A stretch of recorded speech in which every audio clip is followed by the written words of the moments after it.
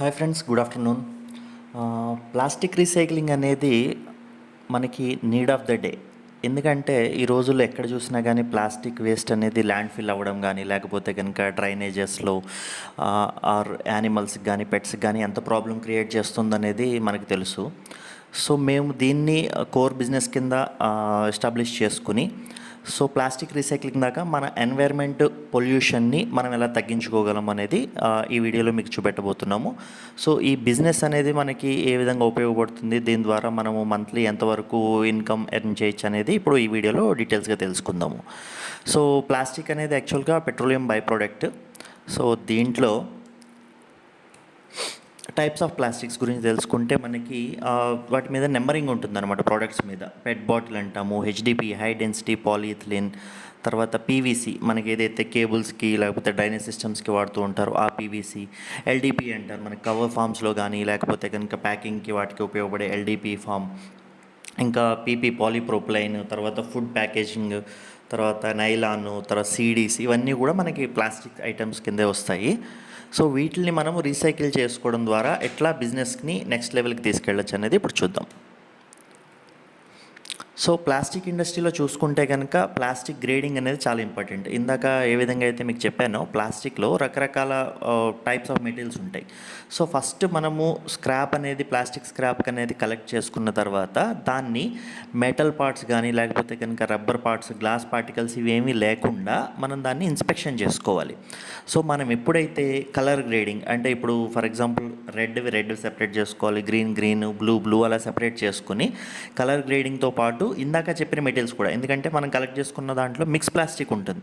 All type of ఏదైతే 7 types of plastics ఇందాక mention చేసుకున్నామో ఆ 7 టైప్ ఆఫ్ ప్లాస్టిక్ని కలర్ గ్రేడింగ్తో పాటు సెపరేట్ చేసుకుని దానిని మనము ఈ చాపర్ మెషిన్లో వేసుకుని దాన్ని చిప్స్ కింద చేసుకున్న తర్వాత రీసైక్లింగ్ అంటే నథింగ్ బట్ అదైతే మెల్ట్ చేసుకుని దాన్ని మళ్ళీ గ్రాన్యూల్స్ కింద చేసుకోవడమే ప్లాస్టిక్ రీసైక్లింగ్. దీంట్లో మొత్తం మనకి 7 టైప్స్ ఆఫ్ మెషినరీ అవైలబుల్ ఉంటాయి. దీంట్లో ఫస్ట్ స్టేజ్ ఏంటంటే separation, second stage chopping or grinding, third stage washing. ఎందుకంటే దాని మీద ఉండే కవర్స్ కానీ గమ్మింగ్ కానీ ఇదంతా మొత్తం మనం రిమూవ్ చేసి దాన్ని మళ్ళీ కొత్త గ్రాన్యూల్ ఫామ్లోకి మనం చేసుకోవడానికి అది ఉపయోగపడుతుంది. తర్వాత ఫోర్త్ స్టేజ్ ఏంటంటే మెల్టింగ్ అనమాట. తర్వాత ఫిఫ్త్ స్టేజ్లో మళ్ళీ దాన్ని గ్రాన్యూల్స్ కింద కట్ చేసుకోవడం, దాన్ని మనం పెలటైజేషన్ అంటాం అనమాట. సో ఇప్పుడు మీకు ప్లాస్టిక్ ప్రాసెస్ స్టేజెస్ అర్థమయ్యాయి కదా. నెక్స్ట్ ఏంటంటే మేము ప్రమోట్ చేస్తున్నది ప్లాస్టిక్ చాపింగ్ మిషన్. లైక్ కొంతమంది ఏంటంటే దీన్ని గ్రైండింగ్ మిషన్ కూడా అంటారు.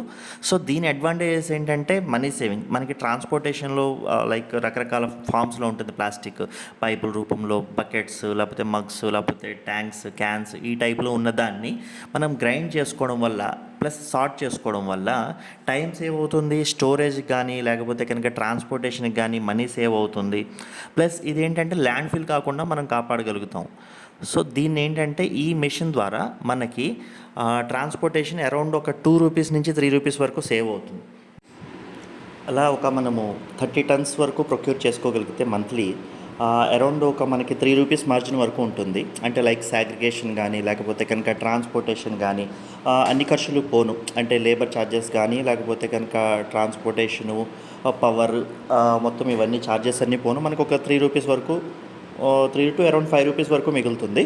సో నేను చెప్పినట్టు 30 టన్స్ కనుక మనం చేసుకోగలిగితే రోజుకి 1 టన్ ప్రొక్యూర్ చేసుకుని అరౌండ్ 1 lakh నుంచి 1,50,000 వరకు మనము సంపాదించుకోగలుగుతాము. సో దీన్ని ఏంటంటే మనం చేయాల్సింది మనం సాగ్రిగేట్ చేసుకున్న తర్వాత గ్రైండింగ్ అయిన తర్వాత మనం వీటిని రీసైక్లింగ్ కంపెనీస్కి లైక్ ఏంటంటే మేము ఎట్లా అయితే రీసైకిల్ చేసి మళ్ళీ వీటిని గ్రాన్యూల్స్ కింద చేస్తామో అలా మాలాంటి కంపెనీలకి మీరు సప్లై చేయగలిగితే కనుక ఇది ఫిక్స్డ్ ఇన్కమ్ అవుతుంది. ప్లస్ మనము ఎన్వైర్న్మెంట్ని కూడా సేమ్ టైంలో సేవ్ చేసిన వాళ్ళం అవుతాం కదా. సో మీకు కనుక ఇంట్రెస్ట్ ఉంటే ఇక్కడ స్క్రీన్లో కనబడే నెంబర్స్కి మీరు కాంటాక్ట్ చేయొచ్చు. సో మీరు ఇన్వెస్ట్ చేయక్కర్లేదు, మెషినరీ మేము సప్లై చేస్తాం, మీరు ఓన్లీ రా మెటీరియల్, ట్రాన్స్పోర్టేషన్, లేబర్కి మాత్రమే ఇన్వెస్ట్ చేసుకుంటే సరిపోతుంది.